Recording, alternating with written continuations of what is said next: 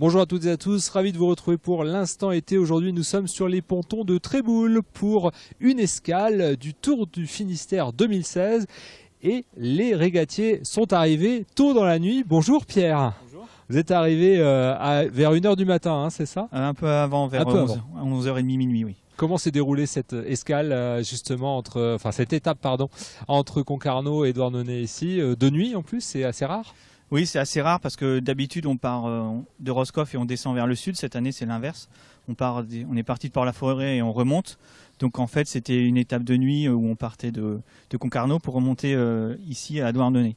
Donc on est parti plutôt dans du petit temps pour sortir de la baie de Port-la-Forêt. Et puis après on a alterné un peu de vent, pas de vent, un peu de vent, pas de vent, avec pas mal de courant au passage du Ratsin.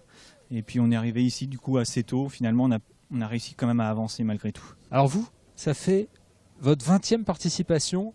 En fait, c'est ma 20e participation parce que j'ai fait les 15 premiers tours quand j'étais jeune, quand j'étais adolescent, donc comme équipier sur un bateau. Et puis après, j'ai dû arrêter pour mes études, mais depuis 6 ans, on a acheté un bateau. Et donc, je refais le Tour du Finistère avec des amis tous les étés. Donc, c'est vraiment la régate d'été conviviale, avec un bon niveau sur l'eau, bonne ambiance à terre et puis des paysages magnifiques. Là, on est rentré dans la baie de Douarnenez en mer d'Iroise au coucher du soleil, c'était magnifique. Vous êtes originaire plutôt de la côte nord. Oui. Vous avez quand même des coins préférés dans cette navigation? Moi, je suis originaire de la baie de Morlaix, de Carantec, donc c'est mon coin préféré de navigation. C'est noté. Merci beaucoup. On vous souhaite une Merci. bonne navigation encore jusqu'à la fin de la semaine et l'arrivée à Roscoff. Pour notre part, on va continuer avec le Tour du Finistère dans un instant, mais auparavant, vos reportages d'actualité en Bretagne. Sainte-Anne serait apparue ici, devant un paysan au XVIIe siècle. Depuis cette apparition, chaque année, le 26 juillet, des milliers de pèlerins célèbrent la Mère de Marie. Ce lundi et ce mardi, le Grand Pardon a accueilli l'archevêque d'Alep. Cette ville syrienne vit sous les bombes depuis 5 ans. Monseigneur Jean Bart est venu à Sainte-Anne-d'Auray, notamment pour faire passer un message de paix.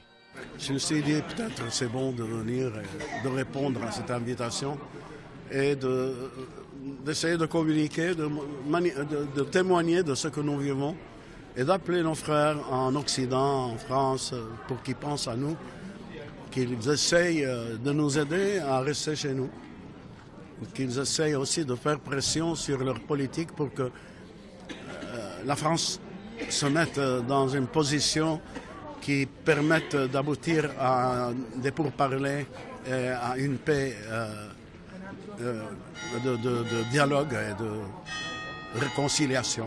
Car les chrétiens sont particulièrement visés à Alep. Beaucoup ont fui la ville face aux persécutions. Ciblée en Syrie, la communauté catholique a été touchée au cœur ce mardi après un attentat dans une église normande. À Sainte-Anne-d'Auray, des mesures de sécurité particulières avaient été prises autour de la basilique. C'est très particulier cette année, bien sûr. Nous sommes très, surveillés, protégés, sécurisés. Ce matin, avec tous les déploiements de gendarmes qui sont là, bien sûr. Voilà. C'est pour notre sécurité et je voudrais les remercier.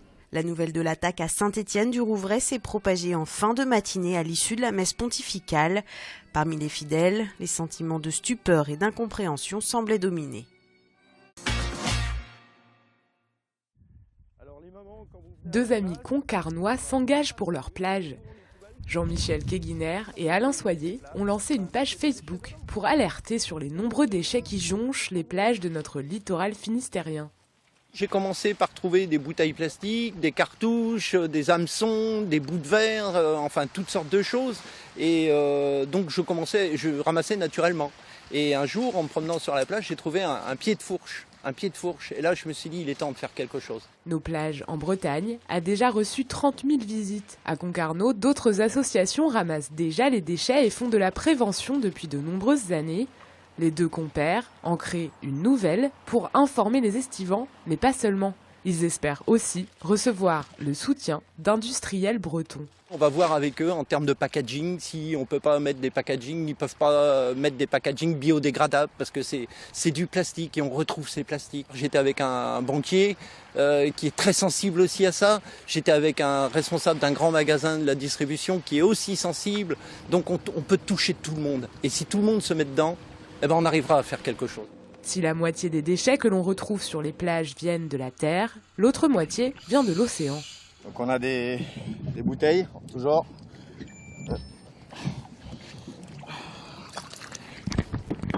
Donc ça, des bouteilles, on a... Dans le bateau, aux côtés des deux Concarnois, la directrice d'un magasin de grande distribution ou encore le dirigeant d'une brasserie observent la récolte.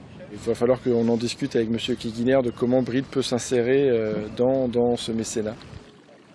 La croisade des deux Concarnois débute. Ils ont bientôt rendez-vous avec d'autres industriels et espèrent bien faire bouger les choses.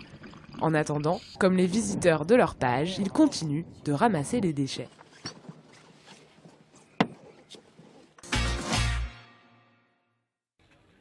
Les costumes sont prêts, le public arrive, mais surtout les chevaux sont parés.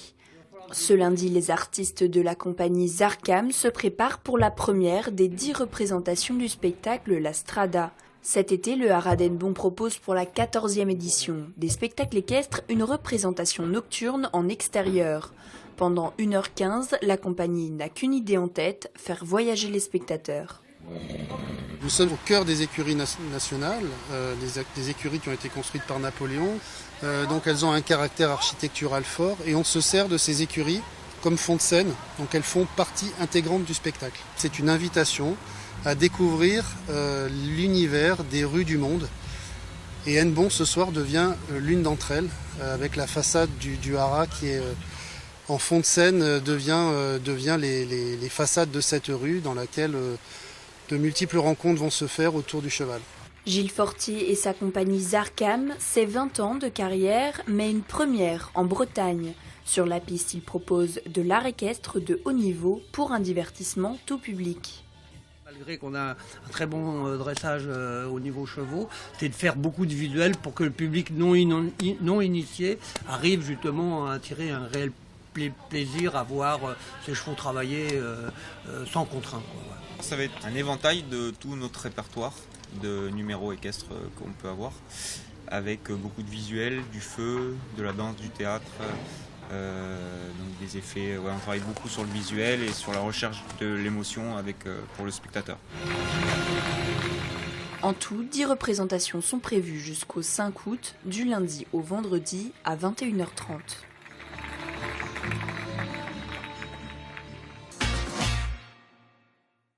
Retour à Tréboul en compagnie de Loïc Ponceau, le coordinateur du Tour du Finistère. Bonjour Loïc. Ouais, bonjour Frédéric. Arrivé donc à Douarnenez après une nuit de navigation. Hein. Ouais, j'étais sur le pont pour les premiers bateaux à 10h30 et j'étais me coucher à 5h. 10h30 du soir. 10h30 du soir, ouais, course de nuit qui se termine de jour. C'est ce qu'a m'a dit d'ailleurs ce bateau-là. Il m'a dit c'est l'année de l'innovation, on fait du sud vers le nord comme on n'a jamais fait et on fait les courses de nuit de jour. Donc, voilà. Bon, alors pour s'y retrouver, les équipiers sont partis hier matin de Concarneau et arrivent ce mardi matin donc à Douarnenez pour la deuxième étape de ce Tour du 2016. Il y a 75 bateaux engagés, près de 600 équipiers. Qui participent au Tour du Finistère? Les champions, parce qu'il y en a quelques-uns, des champions très olympiques. Bons champions olympiques, Jean-Yves Le Desroches qui est champion olympique en 88 et court là et d'ailleurs est en tête de son groupe et des skippers professionnels aussi, Anthony Marchand qui a participé à la Volvo et puis des coureurs comme nous, des gens, des familles avec des enfants, avec des équipes de copains qui sont pas du tout professionnels, qui font de la voile pour le plaisir. Cette navigation, elle est quand même exigeante parce que c'est le Tour du Finistère, donc il y a quand même des passages un peu technique. Bah ouais, la pointe Finistère, elle est quand même un peu déchiquetée, on peut dire. C'est quand même c'est pas la navigation sur un lac. Il y a du clapot, il y a du courant, il y a du vent des fois. Bon, nous, quand il y a du mauvais temps, on court pas, évidemment. Mais c'est quand même un parcours assez exigeant, quand même. C'est quoi les points un petit peu techniques? Dans les points mythiques, on a le Ratsin, le passage du Ratsin. Hier, par exemple, quand ils sont passés, il y avait la mer était bien mouvementée au Ratsin. Il y a le passage du Four, le passage à côté d'Ouessant, le nord du Finistère. C'est quand même des endroits où il y a souvent de la mer. C'est un bon parcours formateur, on peut dire. Le Tour du Finistère, vu de la mer, c'est super, quoi. Quand quelqu'un me dit « Oh, j'aimerais bien faire », mais je dis « Si un jour on te propose ça, il faut y aller, quoi, parce que vu de la mer, c'est vraiment la plus belle côte de France. Allez, allons-y. » Alors Loïc, est-ce que dans les 31 années d'histoire du Tour du Finistère. Certains ont peut-être participé à toutes les régates. Ouais, il y en a quelques-uns qui sont pas très loin d'avoir tout fait. Il y en a quelques-uns. Il y en a pas. Hein. Il y a plus il y a plus. Je pense pas qu'il y ait une personne qui ait tout fait et tout quoi. Toutes les certains courses. en ont fait. Mais il y en a plusieurs qui en ont dizaines. fait. Oui. Loïc, c'est quoi la motivation des équipages qui participent au Tour du Finistère? La compétition quand même. Malgré tout, même si bien ça reste sûr. bon enfant. Ouais. Mais je pense que quand même il faut pas oublier la compétition. C'est vraiment quelque chose qui est l'ADN du Tour, c'est quand même la compétition. C'est une régate quoi. Hein. Et puis après il y a le côté le parcours, il est super, on vient de le dire. Le soir, quand on arrive dans les ports à Douarnenez ou à la Berre ou à Roscoff, partout c'est la fête, partout on est bien reçu dans des fêtes populaires. On a eu le feu d'artifice à Port-la-Forêt, donc c'est attrayant quoi, disons. Le public aussi peut voir cette flotte, hein, parce qu'il y a presque une centaine de bateaux, que c'est un spectacle aussi. Hein. Ouais, les bateaux au port c'est beau à voir. Hein. Bon, il y a des pavillons sur tous les bateaux, donc c'est vrai que ça a un peu de gueule, quoi. Hein. C'est sympa. Bon, on a la chance d'avoir une semaine qui, pour le moment, est quand même assez ensoleillée. Donc c'est vrai que c'est joli à voir. Et puis bon, c'est toujours sympa de regarder les bateaux dans les ports. Eh bien, Loïc, merci beaucoup. Bonne semaine avec ce Tour du Finistère 2016, parce que ça continue jusqu'à dimanche. Arrivé à Roscoff, on saura qui est le champion 2016 du Finistère. Bonne semaine à vous. Merci. Pour notre part, on se retrouve demain pour un nouvel Instant été. Ce sera TB Sud à la manœuvre.